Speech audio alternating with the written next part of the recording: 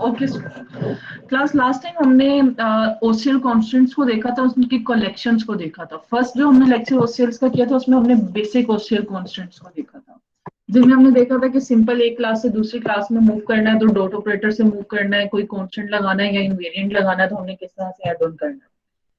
Next जो हमने फिर नेक्स्ट लेक्चर देखा उसमें हमने कलेक्शंस की बात की थी कि जहां पे आपकी दो क्लासेस के दरमियान का जो रिलेशनशिप है उसकी मल्टीप्लिसिटी जो है वो हाई हो, वन या उससे ग्रेटर हो, मोर की मल्टीप्लिसिटी हो, तो उसमें उन कलेक्शंस को आपने किस तरह से गेट करना है, उनके साइजेस, एक्सक्लूड, इंक्लूड, उनके कंप्लीट आपको एक टेबल दे दिया गया था जिसमें उनके फंक्शंस गिवन थे। आज का जो हमारा है इसमें हम ब्रीफली सा ना कलेक्शन शीट को दोबारा देख रहे होंगे, कुछ कॉन्स्ट्रेंट्स विद सम एग्जांपल्स हम देखेंगे। तो आज हमारा ओसीएल का लास्ट लेक्चर होगा, इसके बाद हम इसके मजीद इन डेप्थ में नहीं जाएंगे ओसीएल से। तो लेट्स स्टार्ट। अच्छा, ओसीएल एक्सप्रेशन में अभी तक आपने एंड और यूज किया है, इनइक्वालिटी यूज किया और इक्वालिटी यूज किया, but there are other operations as well जो कि एक्सप्रेशंस में यूज होते हैं, जो कि आपने पहले भी किए होंगे, जैसे कि एक्सोर का ऑपरेशन होता है और इम्प्लाइज का ऑपरेशन होता है। ये बिल्कुल वही ऑपरेशंस हैं जो आपने अपने डीएलडी या सीएलडी के कोर्स में देखे होंगे। अगर ए ट्रू हो और बी ट्रू हो तो उनका एक्सोर फॉल्स होता है। एक्सोर उस टाइम पे ट्रू होता है जिस टाइम पे दोनों ए और बी की वैल्यूज ऑपोजिट होती है। ट्रू और फॉल्स हो तो ही ये ट्रू होता है, या फॉल्स ट्रू हो तो ये ट्रू होता है। और इम्प्लाइज का भी आपने जिस भी तरह से याद रखा हो, अगर तो आउटकम जो है वो ट्रू है, ट्रू से ट्रू तो ट्रू होगा, अगर फॉल्स आउटकम है तो, और ट्रू है फर्स्ट वन, तो ये फॉल्स होगा। तो मतलब जिस भी तरह से आपने अपने डीएलडी में इनको मेमोराइज किया हुआ है आप उस तरह से इनको मेमोराइज कर सकते हैं। वैसे इम्प्लाइज जो होता है वो थ्योरेटिकली होता है कि आपने एक थ्योरी दी जो कि ट्रू थी और उसका रिजल्ट भी ट्रू आया तो दैट मीन्स इट्स ट्रू। आप ट्रू थ्योरी दी लेकिन उसका रिजल्ट फॉल्स आया तो that means your hypothesis is false now. और आपने एक थ्योरी दी वो फॉल्स थी लेकिन आपका रिजल्ट ट्रू आया तो दैट मीन्स कि स्टिल आपकी जो हाइपोथेसिस थी इट हैज बीन ट्रू। आपने एक फॉल्स थ्योरी दी और उसका रिजल्ट भी फॉल्स आया, that means your hypothesis is true. तो इम्प्लाई सिर्फ एक केस में फॉल्स होता है जहां पे आप ट्रू और फॉल्स का सिनेरियो बनता है। तो इसी तरह से आपने जब जब अपना ओसीएल में एक्सप्रेशंस लिखने हैं तो मेक श्योर करना है कि आपके जो एक्सप्रेशंस है अगर आप उसमें एक्सोर्स यूज कर रहे हो या इम्प्लाइज यूज कर रहे हो, एंड और इनइक्वालिटीज, इक्वालिटीज, या इवन आप निगेशन के ऑपरेशन जो कि नोट का ऑपरेशन होता है आप उसको यूज कर रहे हो, तो यू हैव टू नो कि एक्चुअली इनकी वर्किंग किस तरह होगी। नोट लगा देंगे तो इट मीन्स कि जो आपका ट्रू है वो फॉल्स में कन्वर्ट हो जाएगा और जो फॉल्स है वो आपका ट्रू में कन्वर्ट हो रहा होगा। तो आपकी उसी तरह से जो आपका एक्सप्रेशन है वो इवेलुएट होगा। आपका ओसीएल एक्सप्रेशन जो है वो उस टाइम पे आपका वेरीफाई होगा या सेटिस्फाई होगा या वो पास हो जाएगा जब उस कंप्लीट ओसीएल एक्सप्रेशन का रिजल्ट ट्रू में आता है। उस कंप्लीट ओसीएल एक्सप्रेशन का जब रिजल्ट ट्रू में आएगा उस टाइम पे हम कहेंगे कि ये ओसीएल एक्सप्रेशन या ये ओसीएल कॉन्स्टेंट और इनवेरिएंट जो है ये हमारा पास हो गया है, इसका टेस्ट क्लियर हो गया, ये डिजाइन को वैलिडेट करता है और इसमें कोई इशू नहीं है। तो whenever you use these operators, keep in mind इनकी वर्किंग क्या है। क्लियर? फिर हमारे पास कुछ नेविगेशन एक्सप्रेशन है, ये वही बात है जो हमने पहले भी लास्ट टाइम भी की थी कि एक क्लास से दूसरी क्लास में जाना है तो आपने डॉट का यूज करना है। इसमें क्लासीफायर्स, एट्रीब्यूट्स हैं, अगर एक क्लास में रहते हो उसके एट्रीब्यूट को आपने एक्सेस करना है तो आप सेल्फ डॉट से एक्सेस कर सकते हो। अगर आपने किसी फंक्शन के पैरामीटर को एक्सेस करना है तो आप उस फंक्शन के ऊपर प्रोटोटाइप लिखते हो, नीचे उसके पैरामीटर को सिंपली एक्सेस कर रहे होते हो। फंक्शन के रिजल्ट को एक्सेस करना है तो आप रिजल्ट लिख के एक्सेस कर रहे होते हो। प्री वैल्यू को एक्सेस करना है तो @प्री का साइन होता है, @पोस्ट का कोई साइन नहीं होता जी। कुछ बच्चों ने एग्जाम में @पोस्ट का वर्ड यूज किया हुआ है एट्रीब्यूट्स के साथ, तो @पोस्ट कुछ नहीं है। @प्री जरूर है, हमने वो किया भी है, बट @पोस्ट इज नथिंग। फिर इसी तरह से हमने एसोसिएशन एंड्स देखे हैं कि जिसमें हमने कहा था कि अगर दो क्लासेस के दरमियान कोई एसोसिएशन है या कोई ट्रांजिशन है और उसका कोई नेम है, अगर आपने एक क्लास के कॉन्टेक्स्ट में रहते हुए दूसरी क्लास के किसी ऑब्जेक्ट या किसी फंक्शन को एक्सेस करना है तो आप उस ट्रांजिशन का नेम यूज करते हो। फॉर एग्जाम्पल हमारे पास ये अगर एक एग्जाम्पल है, इसमें हमारे पास डिपार्टमेंट है, पर्सन है, कंपनी है, उसका कोई ग्रेड है, कोई कॉन्ट्रैक्ट है, समथिंग। अब देखें एक डिपार्टमेंट जो है उसमें one department contains multiple staff जो कि पर्सन है, ठीक है। तो ये वन से मल्टीपल मोर की एक मल्टीप्लिसिटी है, और इस ट्रांजिशन का, ये इस एसोसिएशन एंड का जो नेम है इट्स स्टाफ। तो इट मीन्स अगर डिपार्टमेंट की क्लास में रहते हुए आपको पर्सन का नेम एक्सेस करना है तो आप कहेंगे self dot staff dot name, आप इस तरह से एक्सेस कर रहे हो। अच्छा, ट्रेवर्सिंग की वही चीज है जी, देखें सेल्फ डॉट स्टाफ जब आपने किया तो आपने आप इस टाइम पे पर्सन की क्लास के अंदर एंटर हो चुके हो, गिवन कि आपका जो कॉन्टेक्स्ट है वो डिपार्टमेंट है। तो सेल्फ डॉट स्टाफ से आप यहाँ पहुंच जाते हो, और इसके फर्दर आप डॉट से नेम को एक्सेस कर सकते हो, उसमें आपके पास नेम की वैल्यू आ जाती है। तो ये बिल्कुल वही चीज एक्सप्लेन कर रहा है कि भाई सेल्फ डॉट स्टाफ करेंगे तो आपके पास वो आ जाएगा, सेल्फ डॉट डिपार्टमेंट करेंगे तो जो डिपार्टमेंट का जो भी नेम वगैरह या डिपार्टमेंट के नेम से कोई अगर एट्रीब्यूट है तो आप वो एक्सेस कर सकते हो। Operation attributes and OCL expressions, तो ये हमने लास्ट टाइम भी किए थे। फॉर एग्जांपल जी अगर आपने इनवेरिएंट लगाना है कि फॉर एग्जांपल कोई आपने हमने देखा था ना, ऑब्जर्वर पैटर्न्स देखे थे कि क्या ये फंक्शन कॉल होता है नहीं होता, या ये फंक्शन रिटर्न क्या करता है हमारे पास। तो अगर आपने उस तरह का कुछ फंक्शंस वगैरह देखने तो you can say self dot as, ये एक फंक्शन है, ये एक्सेस हो जाएगा, पर्सन का फंक्शन है। इसी तरह self dot contract dot grade dot salary, तो अगर आप यहाँ पे देखें तो ये कॉन्ट्रैक्ट की क्लास है जो इस एसोसिएशन के एक उसकी चाइल्ड में आ रही है। ये टर्शनरी एसोसिएशन का कॉन्सेप्ट आपने क्लास डायग्राम में देखा होगा, ये वहां से लिया मैंने।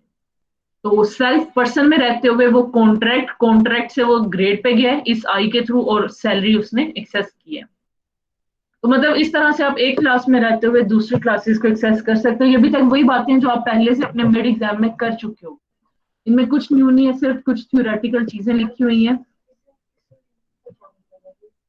ये इनवेरिएंट कंप्लीट नहीं है, सिर्फ बता रहा है कि किस तरह से एक्सेस कर, ये भी कोई मतलब प्रॉपर इनवेरिएंट नहीं लगा, वैसे बता रहा है कि फंक्शन को एक्सेस किया तो ऐसे कर लिया, सैलरी को एक्सेस करना था तो इस तरह से कर लिया, डिपार्टमेंट में रहते हुए किसी स्टाफ मेंबर के नेम को एक्सेस करना था तो सेल्फ डॉट स्टाफ की ट्रांजिशन थी आपके पास स्टाफ की डिपार्टमेंट और पर्सन के बिटवीन, तो स्टाफ से होते हुए आपने नेम एक्सेस किया। ये जस्ट एक्सेसिबिलिटी आपको बता रहे हैं कि किस तरह से आप एक क्लास में या एक कॉन्टेक्स्ट में रहते हुए किसी दूसरी क्लास के एट्रीब्यूट या फंक्शंस को आप एक्सेस कर सकते हो। ठीक है, any confusion still here class?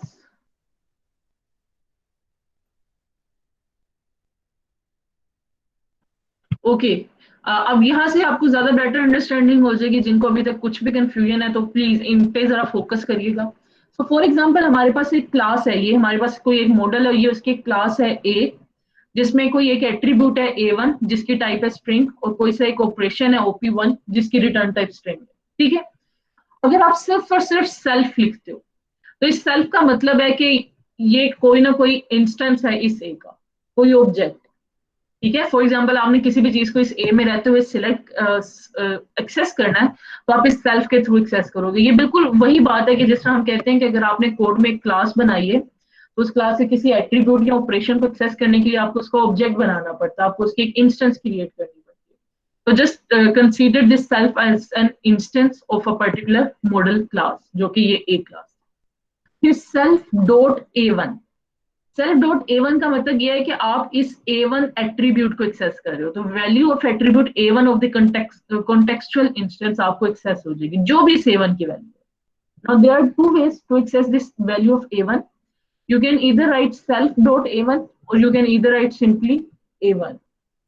ठीक है, so it's up to you, आप सेल्फ यूज करते हो या यूज नहीं करते, बट ऑलवेज यूज सेल्फ जब आपके पास अम्बिग्युइटी हो, दो तीन क्लासेस में सेम नेम वेरिएबल्स हो, तो always use the self dot A1। इसी तरह से जी अगर आपने ऑपरेशन एक्सेस करना है तो सेल्फ जो कि उसका एक इंस्टेंस है डॉट OP1 से आप इसका ये पर्टिकुलर ऑपरेशन एक्सेस कर लोगे, और operation OP1 must be query operation, मतलब ये वो ऑपरेशन होना चाहिए जो कोई ना कोई किसी न किसी तरह का कोई काम कर रहे हैं, या इसमें कोई प्रोसेस हो रहा है, या इस पे आपने कोई इनवेरिएंट अप्लाई करना है, या इस पे आपने किसी तरह की कोई प्री या पोस्ट कॉन्स्टेंट सेट करनी है। Class any confusion in this one? ये हमने अभी सिर्फ एक मॉडल क्लास लिया और उसके एट्रीब्यूट और ऑपरेशन को एक्सेस करना सीखा है। सब सोए हुए जाग रहे हैं तो फिर any confusions in this? No, ma'am. Okay. अच्छा, अब यहाँ पे हम दो क्लासेस के रिलेशनशिप पे आ गए हैं। सो वी से कि we have a class A and then we have a class B, और दोनों के दरमियान का जो रिलेशन है उसका नाम बी है, B small B right here. ठीक है, और इनके दरमियान कोई 1 to 1 का रिलेशनशिप है। ठीक है, अब सेल्फ का मतलब है, अगर हम कॉन्टेक्स्ट ए है, ऊपर एक्सप्लेन किया हुआ है कि ए कॉन्टेक्स्ट में हम इस टाइम पे हमारा कॉन्टेक्स्ट ये ए क्लास है, तो इसमें रहते हैं अगर हम सेल्फ लिखते हैं तो that means it's an instance of model class A. और अगर आप इसी में रहते हुए लिखते हैं self dot B which is the name of this association and और द ट्रांजिशन, तो सेल्फ डॉट बी का मतलब ये है कि इस टाइम पे आपने एक ऑब्जेक्ट या एक इंस्टेंस क्रिएट कर दी of this model class B. अब इस बी के थ्रू, इस पाथ के थ्रू आप इसका B1 या OP1 को एक्सेस कर सकते हो by simply having a dot operator. तो सेल्फ जो इस कॉन्टेक्स्ट में dot be the association and dot B1 और डॉट OP1, आप दूसरी क्लास के जो एसोसिएशन एंड के थ्रू दूसरी क्लास के एट्रीब्यूट्स और ऑपरेशंस को एक्सेस कर सकते हो। ठीक है, अभी तक ये सारी चीजें रिपीट हो रही हैं बट विद एग्जांपल रिपीट हो रही है। अब यहाँ पे 3 क्लासेस आ गई हैं, ए बी एंड सी, और उनके दरमियान एसोसिएशन एंड्स हैं। अभी तक हम 1 to 1 मल्टीप्लिसिटी की बात कर रहे हैं, मतलब हम बहुत बेसिक लेवल पे हैं। तो एसोसिएशन एंड ए और बी के दरमियान जो एसोसिएशन एंड है उसका नेम बी है, बी और सी के दरमियान जो एसोसिएशन एंड है उसका नेम सी है। तो इफ आई राइट सेल्फ, अगर मेरा कॉन्टेक्स्ट ए है, self dot B dot C one, तो इट मीन्स मैं इस सी क्लास के C1 ऑब्जेक्ट को एक्सेस कर सकता हूँ। और इसी तरह अगर इसका कोई ऑपरेशन भी इसमें मौजूद होता है और मुझे इस ए क्लास में रहते हुए उसको एक्सेस करना है, तो आई कैन सिंपली से self dot D dot C1 dot OP C1 और वट एवर जो भी ऑपरेशन का नाम है। तो इट मीन्स कि आप एक क्लास डायग्राम में किसी भी एक क्लास में रहते हुए, किसी एक कॉन्टेक्स्ट में रहते हुए, आप उस पूरी क्लास डायग्राम की किसी भी दूसरी क्लास के जो उसके एट्रीब्यूट्स हैं या जो उसके ऑपरेशंस हैं आप उनको एक्सेस कर सकते हो। आपने सिर्फ और सिर्फ ये पाथ जो है एसोसिएशन एंड्स का, इसके नेम्स यूज करते जाना है डॉट ऑपरेटर्स के साथ, एंड एट देन जब तक आप अपनी उस क्लास तक पहुंच नहीं जाते। तो ये बिल्कुल इसी तरह जिस आप, अगर आप में से एक ऑटोमेटा आपने की हो सबने, तो उसमें आप पाथ्स देखते हैं नोड्स के दरमियान कि ये सोर्स नोड है और ये हमारी डेस्टिनेशन नोड है, तो इसके दरमियान का पाथ क्या बनेगा। तो वो पाथ ही बेसिकली हम फॉलो कर रहे हैं कि ए से सी तक जाने के लिए जो पाथ है उसके लिए हमें बी एसोसिएशन एंड से गुजरना पड़ता है और फिर हमें सी एसोसिएशन एंड से गुजरना पड़ता है, and we have this whole.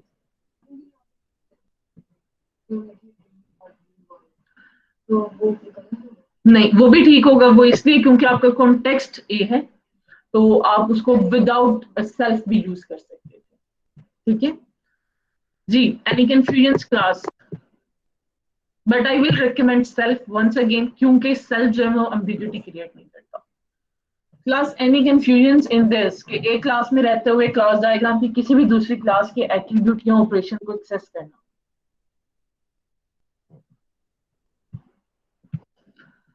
इसके बाद हम कलेक्शंस पे आ जाते हैं। यहाँ तक जो था जी वो हमारा बहुत सिंपल था। हमने बेसिक जितने भी अपने कॉन्स्टेंट्स और इनवेरिएंट्स आपने मिड एग्जाम में लिखे वो यहाँ तक रहते हुए आपने लिखे थे।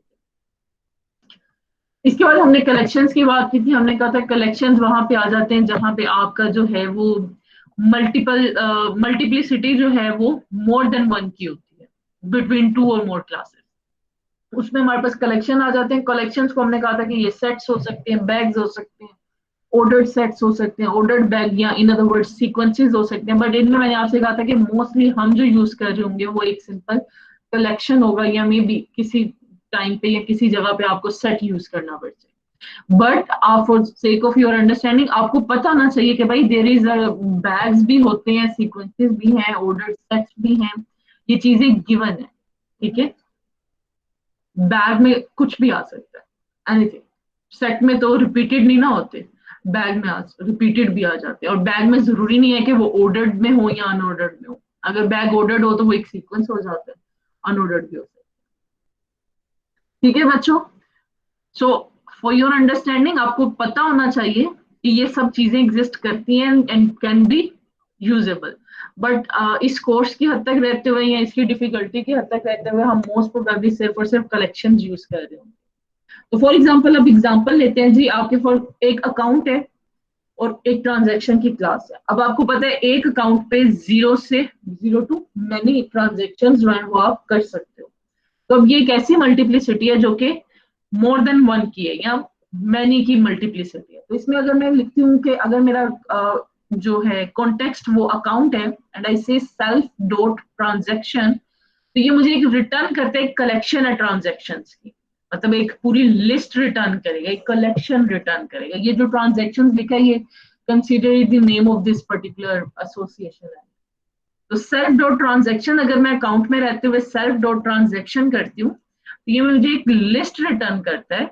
और वो लिस्ट क्या होती है, वो इन ट्रांजेक्शन की लिस्ट होती है, पूरी एक उसके ऑब्जेक्ट्स होंगे, ऑब्जेक्ट की एक लिस्ट होगी, उसका हर ऑब्जेक्ट जो है वो एक ट्रांजेक्शन को रिप्रेजेंट कर रहा होगा, हर एक ऑब्जेक्ट दूसरी ट्रांजेक्शन को रिप्रेजेंट कर रहा है। मतलब एक कंप्लीट आपके पास लिस्ट आ जाएगी। ये बिल्कुल इसी तरह जिस तरह मैं कहती हूँ एक स्टूडेंट जो है वो 3 to 6 कोर्सेज में रजिस्टर हो सकता है।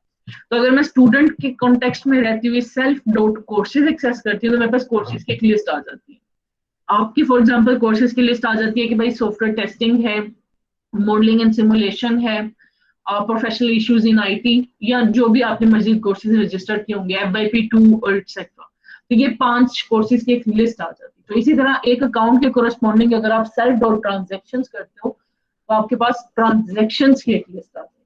ठीक है, ट्रांजेक्शन की लिस्ट आ गई है तो आप उस लिस्ट में रहते हुए किसी भी एक पर्टिकुलर ट्रांजेक्शन को फाइंड कर सकते हो, किसी एक पर्टिकुलर ट्रांजेक्शन को काउंट कर सकते हो कि टोटल कितनी ट्रांजेक्शन थी। कैसे कर सकते हो, ये आपके लास्ट लेक्चर में हमने कलेक्शन के कोरस्पॉन्डिंग फंक्शंस देखे थे ना, जिनमें वो साइज का फंक्शन था, एम्प्टी है कि नहीं, इंक्लूड है कि नहीं ये पर्टिकुलर ट्रांजेक्शन, इस पर्टिकुलर ट्रांजेक्शन को एक्सक्लूड कर दिया जाए, या पर्टिकुलर टाइप ऑफ ट्रांजेक्शंस का काउंट निकाला जाए। तो बहुत सारे फंक्शन यूज करते हुए आप इस कलेक्शन पे अपना जो भी आपको ओसीएल कॉन्स्टेंट है वो आप इंप्लीमेंट कर सकते हो।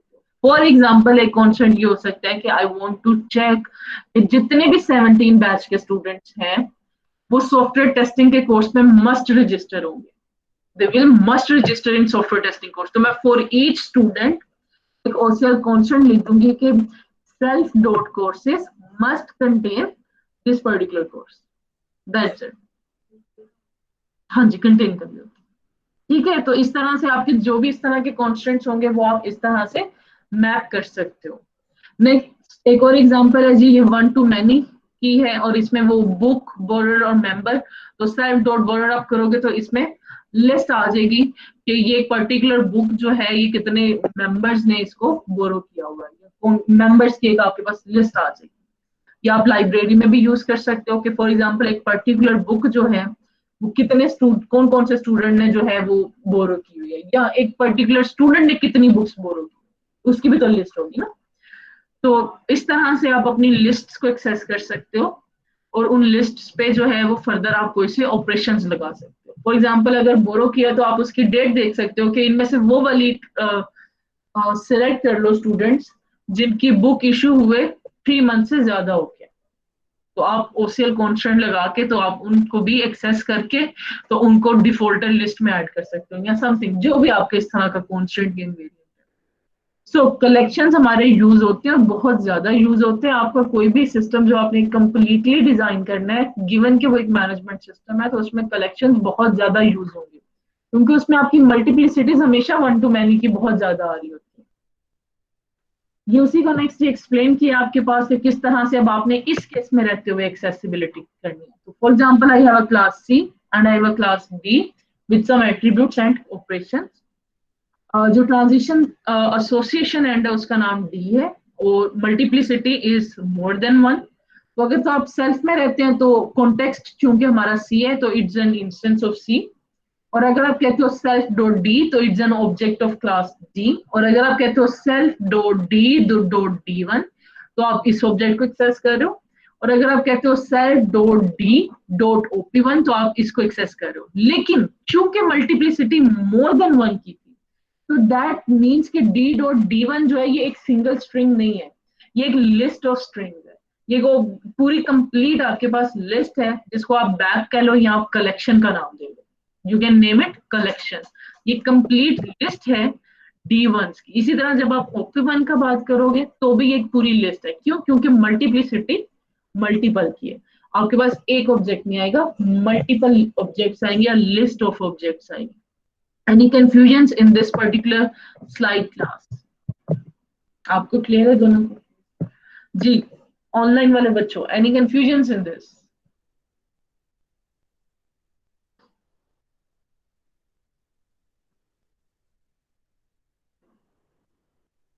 No ma'am. Thank you. Okay, so next हमारे पास दोबारा से कलेक्शंस ही में अभी हम हैं। So we have G, H and I class. अब इसमें मिक्स कर दिया उसने, यहाँ पे मल्टीप्लिसिटी मल्टीपल की है, यहाँ पे मल्टीप्लिसिटी वन की है। तो दैट मीन्स अगर मेरा कॉन्टेक्स्ट जी है तो मैं कहती हूँ self dot H. Self dot H ने मुझे रिटर्न की list of objects. Self dot H one list of strings, self dot H dot I. अब ये स्टिल एक लिस्ट ही है। क्यों? क्योंकि यहाँ पे लिस्ट ऑफ ऑब्जेक्ट्स आए और उस कंप्लीट लिस्ट ऑफ ऑब्जेक्ट्स के करस्पॉन्डिंग आपने आई को एक्सेस किया। और अगर फर्दर आप आई डॉट आई वन करते हो तो स्टिल वो बैग ही रहता है, क्योंकि आपके पास पीछे बैग था। ये बिल्कुल एक इसी तरह से है कि फॉर एग्जांपल मैं कहती हूँ स्टूडेंट के कोर्स की अटेंडेंस मैंने देखनी है। तो एक स्टूडेंट चूंकि मल्टीपल कोर्सेज में रजिस्टर्ड है, अब तो उसकी अटेंडेंस भी जो होगी वो मल्टीपल कोर्सेज ही की होगी। ऐसे नहीं होगा कि उसकी अटेंडेंस किसी एक कोर्स में आ रही हो, मल्टीपल कोर्सेज की में आएगी। तो बिल्कुल इसी तरह कि अगर मैं जी से एच में जाती हूँ तो मेरे पास एक लिस्ट आती है, फिर मैं एच से अगर आई को एक्सेस करती हूँ तो स्टिल मेरे पास एक कलेक्शन ही रहेगा, एक लिस्ट ही रहेगी, बिकॉज यहाँ मल्टीप्लिसिटी मल्टीपल्स की। Any confusion in this? यहाँ पे बैग का वर्ड यूज हुआ, आप इसको कलेक्शन अंडरस्टैंड करें, इट्स स्टिल अ कलेक्शन।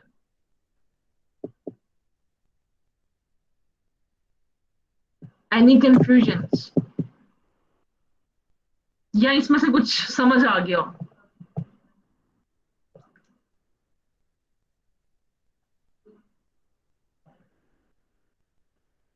अच्छा जी, ये वंस अगेन मैंने दोबारा ऐड कर दिए वही ऑपरेशंस जो हमने लास्ट लेक्चर में देखे थे। Size, count, include, includes all, is empty, not empty, iterate, sum, exist, for all, contain का जो आप पूछ रहे थे ना, वो आप इंक्लूड में कर भी कर सकते हो और एग्जिस्ट में भी कर सकते हो, जिसमें भी आप करना चाहो। इंक्लूड्स ऑल करोगे तो आप कलेक्शन ऑफ ऑब्जेक्ट्स वो देखा होगा कितना ये सब एग्जिस्ट करते हैं कि नहीं करते। अच्छा, ये वाला हमने नहीं करना, this is a conversion from bag to set, subset भी हमने नहीं करना।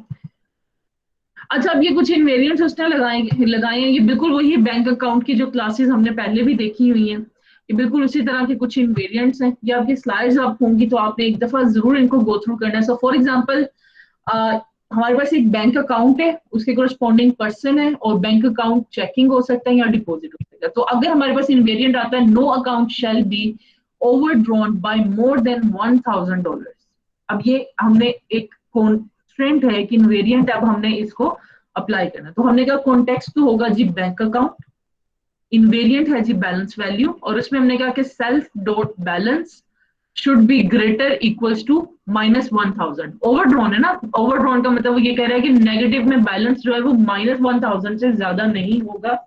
-1000 पे जाएगा तो बस वहां पे आपने स्टॉप कर देना, मजीद आप बैलेंस जो है वो नेगेटिव में नहीं लेके जाओ। तो हमने कह दिया कि सेल्फ डॉट बैलेंस जो है वो हमेशा ग्रेटर रहेगा -1000 से। तो ये एक बहुत सिंपल सा इनवेरिएंट था जो कि हमने बैंक अकाउंट पे लगा दिया।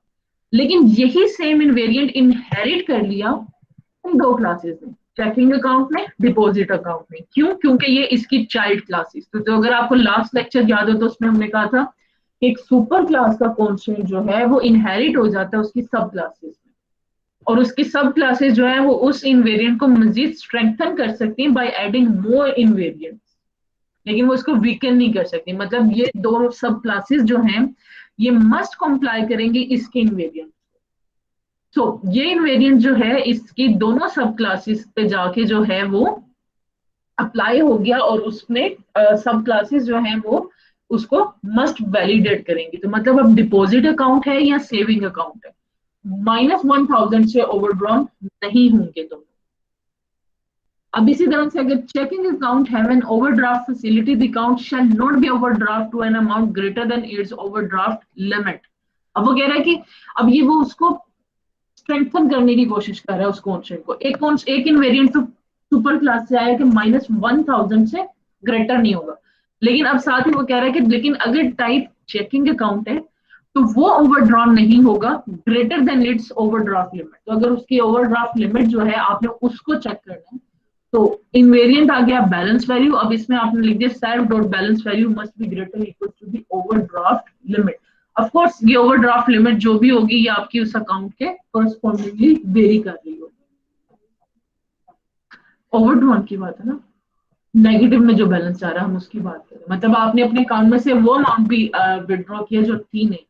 कुछ अकाउंट्स होते हैं ना, फॉर एग्जांपल आपके ये उबर वगैरह पे आपका बैलेंस नेगेटिव में चला जाता है, ये उस तरह के अकाउंट्स कुछ बैंक्स भी आपको ये फैसिलिटेट करते हैं।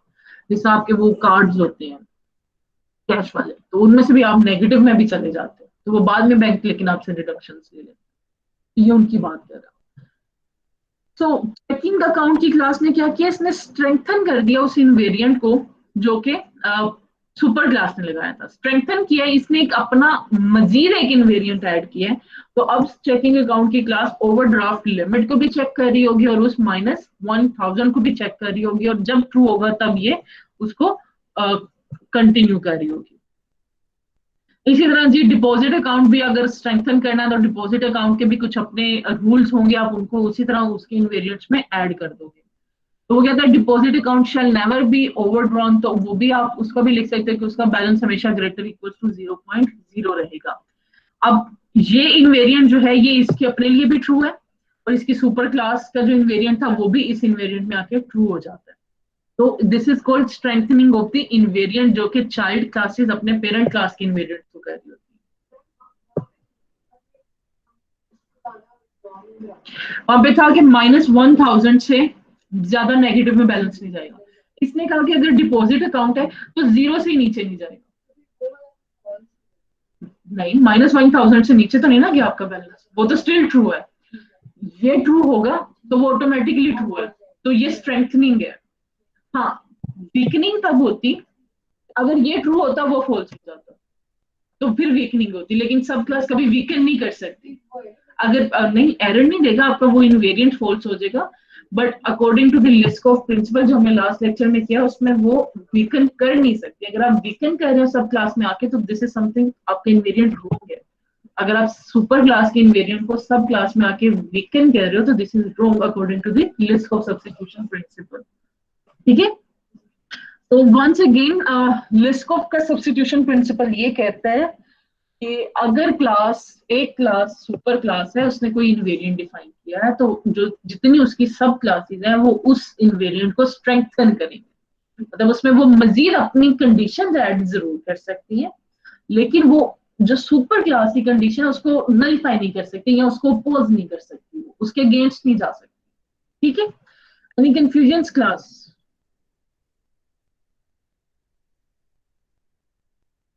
ओके, अच्छा, एक कांस्टेंट आप सब लोग अपने मिड एग्जाम में लगाने की कोशिश कर रहे थे, हालांकि वो आपका लगता नहीं था। वो यूनिक वाला जो आप देखना चाह रहे थे कि अकाउंट आईडीज जो है वो यूनिक हो, तो वो बेसिकली कलेक्शन पे लगनी चाहिए था ना। आप एक सिंपल अकाउंट आईडी, एक आईडी में आपको दूं, you can never identify whether it's a unique और नॉट जब तक मैं आपको कंप्लीट अकाउंट आईडीज नहीं दे देती। तो बेसिकली वो जितने बच्चों ने लगाया वो उन्होंने वैसे भी रॉन्ग लगाया, they have simply written is unique, so that is wrong. But अगर आपने लगाना है वो वाला कॉन्स्टेंट तो इट्स लाइक दिस, आप बैंक अकाउंट में रहते हुए उसकी ऑल इंस्टांसेस गेट करेंगे। जिसने बैंक अकाउंट लिखा आप यहाँ पे सेल्फ भी लिख सकते हो, सेल्फ डॉट ऑल इंस्टांसेस, और उसके लिए उसने फंक्शन कॉल कर दिया कि इज यूनिक हो, यूनिक क्या हो, अकाउंट के करस्पॉन्डिंग अकाउंट नंबर यूनिक हो आपका।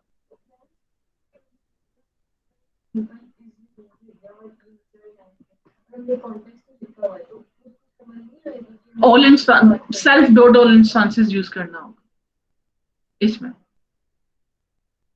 To avoid the ambiguity. All instances ऐसे लिखो तो आप खुद कंफ्यूज हो जाओगे। ठीक है, तो कुछ ना कुछ आपको यूज करना होगा। So you will say self dot all instances, या अगर आपने इस क्लास का कोई नेम पर्टिकुलर रख के उसको यूज करना है तो आप उस ऑब्जेक्ट को नाम यूज कर सकते हो। तो is unique account given account dot account number, तो इट मीन्स के अकाउंट नंबर जो है ना वो यूनिक होना है। अब अकाउंट नंबर बेसिकली उसने अकाउंट की क्लास में रखा हुआ है, तो ये उसकी अकाउंट की ट्रांजिशन एक्सेस कर रहा है। Account account dot account number, मतलब अकाउंट की क्लास में अकाउंट नंबर जो है वो यूनिक होना चाहिए।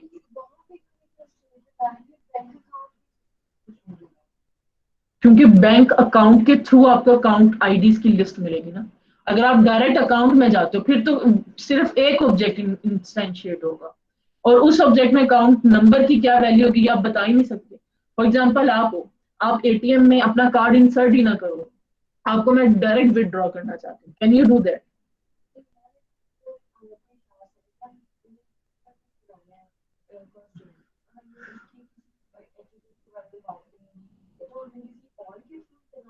बच्चे उसके एट्रीब्यूट की वैल्यू तो लेनी है ना, तो वैल्यू कैसे लोगे जब तक वो एट्रीब्यूट इंस्टेंशिएट ही नहीं हुआ होगा।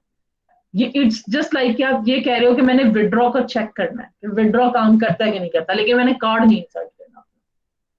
तो जब तक आप अपना कार्ड इंसर्ट करके एटीएम को ये नहीं बताते कि दिस इज माई आइडेंटिटी, इसके करस्पॉन्डिंग मैंने विड्रॉ चेक करना, वो कभी भी विड्रॉ का ऑपरेशन इंस्टेंशिएट ही नहीं हो पाएगा। तो इस तरह अगर आपने चेक करना है कि क्या अकाउंट आईडीज जो हैं वो यूनिक है कि नहीं, तो आपको उनकी लिस्ट तो चाहिए ना। उनकी लिस्ट लेने के लिए, चूंकि उनकी लिस्ट जो है वो देखिए ना, एसोसिएशन जो हमने की है ये बैंक अकाउंट की हमने की है ना, एक बैंक अकाउंट के करस्पॉन्डिंग जो ये अकाउंट्स की क्लासेस आई है, जो अकाउंट आएगा एक पर्टिकुलर, वो मल्टीपल्स होंगे एक बैंक में रहते हुए। नहीं, मैं दोबारा बताती हूँ। जो वहां पे कॉन्स्टेंट लगा रहा है ना, वो कॉन्स्टेंट लगा रहा है मल्टीप्लिसिटी कॉन्स्टेंट का, कि एक इधर बैंक में रहता हुआ सेकेंड वन के अकाउंट्स की अगर आपने लिस्ट एक्सेस करनी है, तो आप कह रहे हो सेल्फ डॉट उसकी सारी की सारी इंस्टांसेस लेके, नेक्स्ट आप उसके कहते हो कि दिस पर्टिकुलर क्लास की मैंने ये वाला एट्रीब्यूट चेक करना है कि ये यूनिक है या नहीं। ये मैं उसकी बात कहती हूँ। अब अगर आप कहते हो कि नहीं, एक मेरा यही क्लास कॉन्टेक्स्ट था, और मैंने फॉर एग्जांपल कोर्स की क्लास में रहते हुए देखना है कि कोर्सेज यूनिक है कि नहीं, आप कोर्सेज की लिस्ट चेक कर सकते हो, बट आप ये नहीं चेक कर सकते कि एक स्टूडेंट के कोरस्पॉन्डिंग कोर्सेज यूनिक है कि नहीं। स्टूडेंट के कोरस्पॉन्डिंग चेक करने के लिए आपको कॉन्टेक्स्ट स्टूडेंट से स्टार्ट करना होगा, अदरवाइज आप उस स्टूडेंट के कोरस्पॉन्डिंग उसके कोर्सेज नहीं चेक कर सकते। इसी तरह अगर आपने चेक करना है कि एक बैंक में रहते हुए तमाम बैंक अकाउंट आईडीज यूनिक है कि नहीं, तो you have to start from the bank to get all the bank account IDs. आप समझ लगी? ये बेसिकली दो कॉन्स्टेंट्स लगा रहा है, दो डिफरेंट कॉन्स्टेंट्स लगा रहा है जो यहाँ पे लगा रहा है। ये एक कांस्टेंट लगा रहा है जिसमें ये इसमें रहता हुआ चेक कर रहा है, और एक कांस्टेंट ये लगा रहा है जिसमें ये कंसीडर कर रहा है कि there is some upper class of the bank और समथिंग जो अकाउंट को जाके एक्सेस कर रही है। जी, कंफ्यूजन क्लास।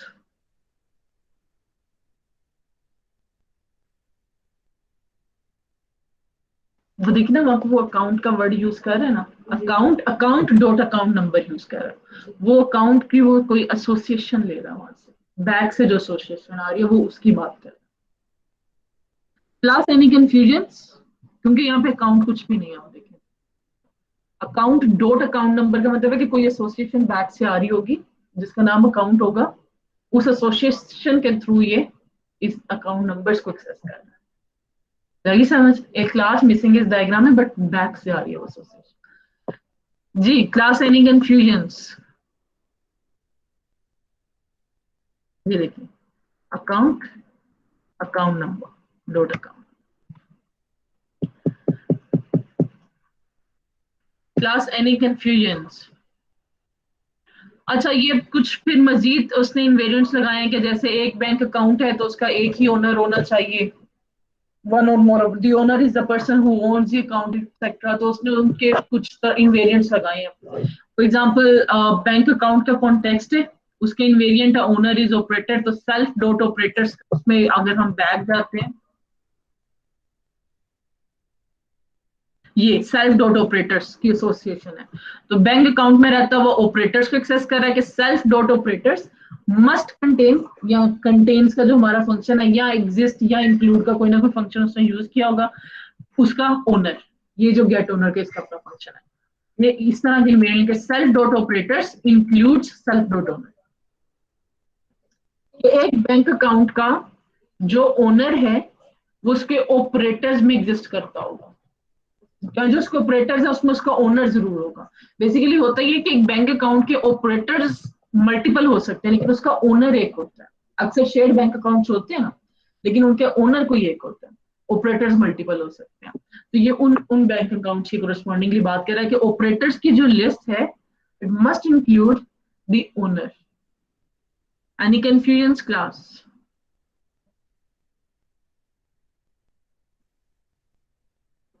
अच्छा, नेक्स्ट है जी, और इसी को वो उसने दूसरी तरह भी लिख लिया है कि सेल्फ डॉट ऑपरेटेड अकाउंट्स में includes all self dot owned accounts. ये उसने पर्सन के कॉन्टेक्स्ट में लिख लिया। ये आप कह रहे थे ना मैम दूसरी साइड से भी तो बैक आ सकते हैं, ये पर्सन से बैक आ रहा है।